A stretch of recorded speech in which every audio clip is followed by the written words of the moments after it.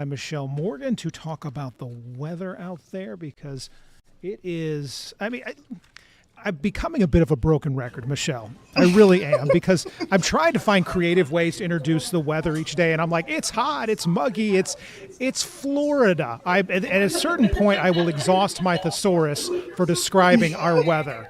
Anyway, how's the I weather like to out there? use I like to use disrespectful. The weather's disrespectful. Is disrespectful today. It's very hot, it's very humid, and it just doesn't care. So it's going to do its thing, right? It is. I mean, I'll tell you this. So I had to go take the trash out the other morning, and I took it out. The sun hasn't even come up yet, and I'm hauling the Mhm. bins down there, and I'm getting like sweaty from that. You know, Yes. it's kind of like if Yes. you take a nap and then wake up and you're still tired. You're like, wow, what did the nap solve? It's like if I can walk 3 feet and I'm sweaty, is that how much work I'm doing? Well, I always say if you want to know what it feels like to live in Florida, take a shower when you Mhm. get out the shower and just put your clothes back on. That's how it is Yes. living in Florida. And light a couple $100 bills on fire given our cost of living, and now you've got the full Yes. Florida experience There in you a go. nutshell. Okay, enough of my ramblings here. The weather outside is frightful. A little bit. It's Okay. hot, it's humid, but at least we're seeing some sunshine and it's a nice day overall. I mean, it's summertime, we're in Florida, and that's what we're dealing with. Showers and thunderstorms are possible later on this afternoon, but again, we are looking at limited coverage today, and here's why.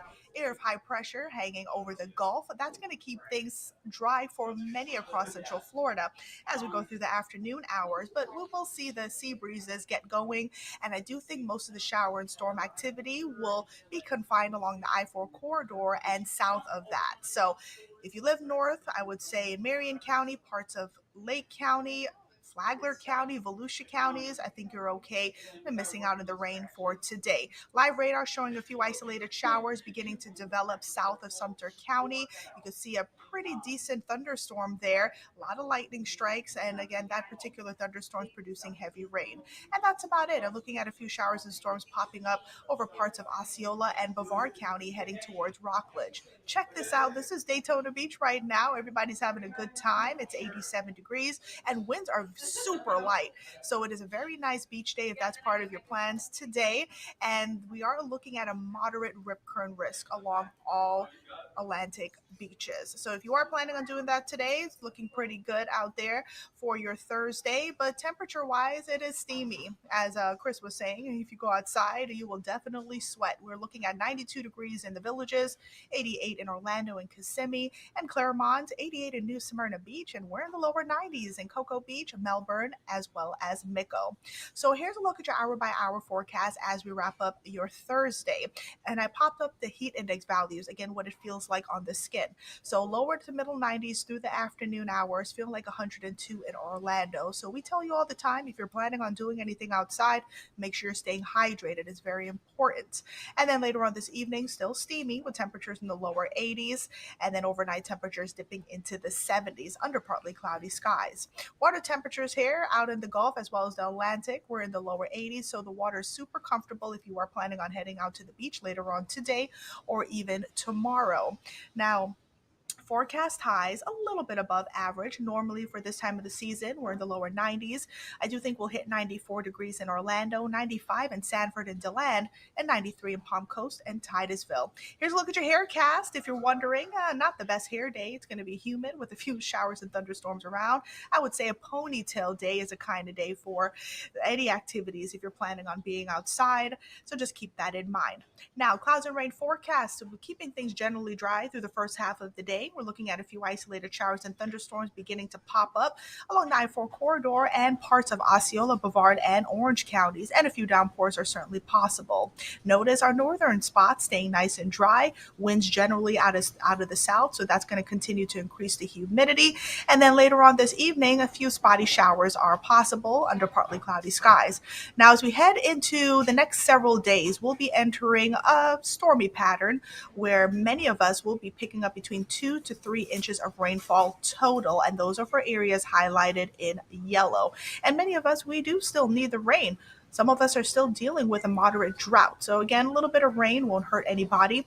And as of right now, as we take a look at what's happening in the tropics, I am happy to report that there is no tropical activity at the moment here, and that we are expecting no tropical activity in the next several days. So, that's great news here. So, I do want to leave you here with your 7 day forecast, just waiting for it to pop up. There we go. 94 today with a 40% chance for rain, 94 tomorrow. Going to raise the rain chances a little bit, between 50 to 60%.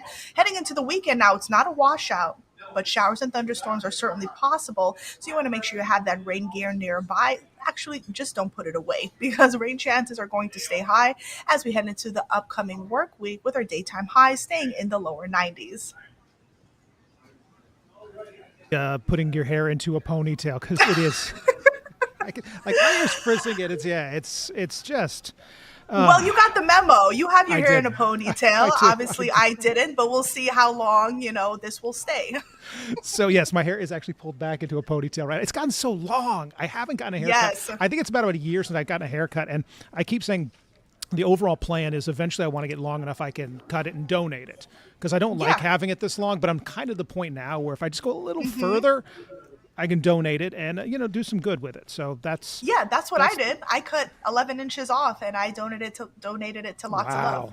Okay, that's probably the plan for me. I've just got to get it a little bit longer, and then it gets There donated. you go. Okay, we talked earlier, but off camera. One of my favorite quotes, which dovetails into the story we're about to talk about here. Willie Sutton, the noted bank robber, and his quote. Do you Yep. want to do the quote? Where he says, No, I'm going to leave it all to you because you do such a good job. so the quote was, so they asked him, they said, why rob banks? And the answer was, well, that's where the money is. Where's the money's at? Yep. It makes sense, and it goes straight into our next story, which is Orange County Sheriff's Office just busted up a group, and here's what they were doing. They're accused of stealing vans, mainly from churches and other nonprofits, then driving around Central Florida and ripping ATMs out of the ground to get the cash out from inside. Mark Lehman has the details. Caught on camera, 3 people using a stolen van to rip off an ATM. Deputies say it's part of a troubling trend that's been happening in Orange County, and now investigators want to know if it's the same group or multiple groups that have been pulling off these crimes. I'm News 6's Mark Lehman. I'm at the scene of the latest ATM theft at this laundromat off Curry Ford Road, and you can see right here where the ATM was bolted to the wall. Chunks of concrete were pulled up as well. But deputies say minutes after all of this happened, they were able to catch up to those suspects. Since May, there's been a troubling crime trend targeting ATMs across Orange County, but now deputies may have tracked down the group responsible for it all.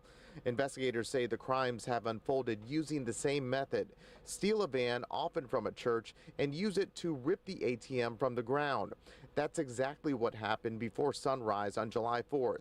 Deputies say 3 people were caught in the act trying to steal an ATM from the Coin Laundry Cafe on Curry Ford Road. Security video shows the group using a van to pull the ATM from the wall. It was loaded up, and minutes later, a sheriff's helicopter tracked the van from above. Deputies ended up using stop sticks on the van, which caused it to crash. They say the crew ran off, but were soon caught. 24-year-old Rodriguez Jules was arrested, along with 28-year-old Tankamine Beecham and a 17-year-old. They were taken to jail. All are facing burglary and grand theft charges. Deputies say they also served a search warrant at one of the suspects' homes, and that uncovered 2 handguns and a stolen AR-15. Now, at this point, the group has not been connected to any of the other ATM thefts. Anyone with information about similar crimes is urged to call the sheriff's office. For now, reporting in Orange County, Mark Lehman, News 6. Well, that's where the money is. Okay, so from ATM thefts to a story out of another part of Orange County, out of Apopka. This is one that I actually worked with News 6 morning anchor Justin Warmoth on for a little bit of time to try and piece together. This is about a cemetery in Apopka that has become overgrown. The city in the past has gone in and cleaned it out and would like to do the same, but the city doesn't own the cemetery. And finding out who owns the cemetery, much like who's buried at the cemetery and what the future holds, it's a little complicated, so I'll let Justin explain. If it wasn't for this sign right here, you would never be able to tell that this is a cemetery. It's completely overgrown. It's hard to walk through. just neglected. And talking to some locals, they feel like this is a complete disservice to the 100 or so people who are buried here. Kind of like cleared a path of spiderweb free. Okay. With a stick in hand, Bridget Tarasenko showed us around Bay Ridge Cemetery, a place she has spent years keeping tabs on. Grave sites are way back there. Just tucked.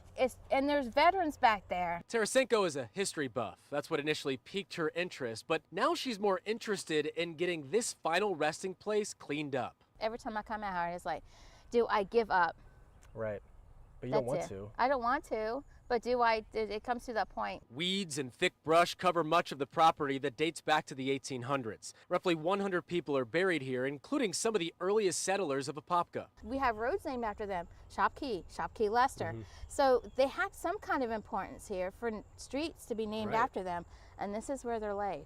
I wouldn't want to see my ancestors like this, personally. So who's ultimately responsible for keeping up with this property? The city doesn't own it, neither does the county, but after a lengthy property record search, I did find the person who does, but my repeated calls have not been returned. Despite not owning the cemetery, the city of Apopka is aware of the situation. In fact, the mayor's office told me crews will be out here soon with a bushwhacker, a temporary fix, but Tarasenko wants a more permanent solution. I would like the city to come up and say, hey, we'll take it over, we'll clean it up, we'll get it to where it should be, and organize it once a month or every 6 months to come out here. We'll just clean it up and make it look like a cemetery. I'm your Apopka community correspondent, Justin Mormouth, News 6. When Justin says a lengthy property record search, let me tell you, we were in the office for quite a while, going through several different layers of Amy Mercado, our property appraiser here in Orange County website, to try and find out who owns the cemetery and then try and track them down. It is a complicated story. You can trust Justin will stay on top of that. All right, stay with us. We'll be right back.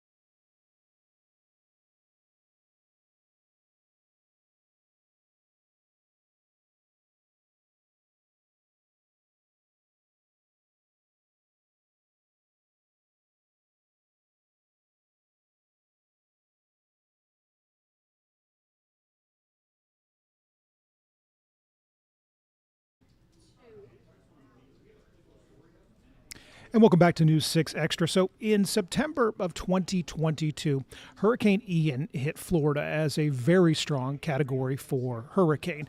It did damage throughout the state, and one of the areas hit was Lake Helen. Lake Helen sustained damage and has since fixed it. They've also submitted requests for reimbursement to FEMA. And now, 3 years later, Lake Helen's still waiting for FEMA to pay them their money. Angie Casada reports. I'm Angie Casada in Volusia County. We're in Lake Helen, where the city has said that they've done their part, the cleanup, the repairs, and the paperwork. But still, there's more than $1.9 million in FEMA reimbursements that haven't come through. Now, the mayor is expressing his frustrations. Since 2022, the city has filed 9 FEMA projects, including debris removal, emergency flood response, and major road repairs, even hiring a third party to help with filing. The status? Most are still in process, some still waiting on inspections or review. We sat with Mayor Vernon Burton, who says changes need to happen. Church Street had a road erosion because of the water. And then you have Pennsylvania Avenue. Pennsylvania Avenue is what we had to close off because Pennsylvania Summit, between Church and Summit, Pennsylvania, you can't go through this anymore. Roads like North High and Church Street have seen repeated flooding, and fixes on Mackenzie, Pennsylvania Avenue, and others could stall if reimbursements don't come. We've learned not to count on the government to be as responsive as we would like them, so we do workarounds. We have budgets, and we have monies that are in our reserves, which we don't want to take the reserves out of there, but we're going to keep it moving until the train catches up to us. Tonight's meeting could determine whether the city will need to pull from their reserves to make any more repairs and what the next steps will be. Reporting in Lake Helen, I'm your Volusia community correspondent Angie Casada, News 6. And of course, Lake Helen isn't alone. If you look across the state of Florida, lots of communities are still waiting for reimbursement from FEMA, not just for Hurricane Ian, but other hurricanes, Milton and others that have come through where the feds have just not paid the bill yet. Well, as Michelle mentioned earlier in the program, the summer heat is on us and it's not going anywhere. In fact, I think Florida's not due to be out of summer until sometime in mid-December. And what the heat means is people sometimes will get migraines. Being out in the summer sun can really inflame migraine headaches. And there's a couple things you can do to try and mitigate some of this. CBS's Jared Hill has that story. Kristen Thorvaldson has suffered with migraines since she was a teen. It usually starts with a pain in the corner of my eye, or I get tension in my neck, running up my neck. The 50-year-old takes medication for prevention daily and says many things can trigger an attack for her. It could be the weather, lack of sleep, lack of caffeine. It could be my cycle. It could be stress. Many migraine sufferers experience more headaches during the summer months. Dr. Shay Data is a neurologist with NYU Langone Health. So weather-related changes, even sun, and then going from the sun being warm into like AC can trigger migraines for patients. Staying hydrated during the summer months is critical for prevention. Dehydration can be a big headache and migraine trigger. Some other things you can do: wear sunglasses, plan ahead to reduce stress, and try not to stray too far from your routine for meals and sleep. That's according to the American Migraine Foundation. Making sure you get proper rest if you are a little bit more active in the summer, especially if you're going to be out on the beach or active that day. Make sure that you are hydrating and then resting enough, because all of those things kind of raise blood flow and intracranial pressure in the brain. Kristen says she's aware that summer fun can impact her migraines. So I'm very mindful of taking care of myself, making sure I get sleep, making sure I stay hydrated, not over-caffeinating. And she says she drinks less alcohol and chooses water and beverages with electrolytes to beat the heat and stay pain-free. Jared Hill, CBS News, New York. So there's a term out there, food deserts. If you've not heard this before, it kind of is what it sounds like. There are places in our communities where getting to the grocery store is a challenge. There may not be one anywhere near your neighborhood. We have a lot of them across Central Florida. And of course, there's one group out there that's right now trying to meet people where they are. And if the grocery store won't come to the neighborhood, they'll bring the grocery store to the neighborhood. News 6's Jarrell Baker has this one. Living in a food desert and walking to get fresh produce and other groceries is something that Brittany Glover faces constantly in Paramore. You living here in Paramore, there's not a grocery store in the area. How difficult is it for you to come and get groceries during times like this when you're just walking? Sometimes it's a challenge, sometimes it's not, give or take. It just depends on my flow of what I'm doing. But it was no challenge Thursday when United Against Poverty's mobile food market came to the John H. Jackson Neighborhood Center. Paramore is a food desert, and it's important that we make sure we serve the residents where they are. But even more important, groceries are rising. Folks are having SNAP issues, so making sure we meet the needs. The mobile market offers low-income families free groceries. You're going to be walking home with some of these groceries right here. How important is it for you to get this? It's very important because a lot of people, they're on a budget, their income, and especially how the income that economy is right now. The program is funded by a $400,000 grant from the Florida Blue Foundation, which helped up purchase a refrigerated truck in May. We were not going outbound, so this is a new addition just specifically to be going outbound into food desert territories. The organization initially served only Paramore, but now they're expanding to Eatonville and plan to reach other areas like Pine Hills, which lost its main grocery store in 2019. We've seen a 30% increase on site, and so the timing could not have been more perfect for us to have gotten the delivery of the truck and to be able to expand our services outbound. Due to federal cuts, the organization says they'll need more money, funding, and donations to keep food on the shelves. She also adds that legislative changes to SNAP benefits are also impacting many of the families they serve. In Orlando, Jarrell Baker, News 6. And that is it for News 6 Extra. My thanks to Michelle Morgan, who did the weather off the top. Kath Lee, sitting over there. Wave. Say hi to your mom. Hi, Mom. Yeah. All right, I'm on vacation for a couple days. I think Justin Warmoth will be in the big chair, but I will return and we'll do this again. Have a great rest of your Thursday.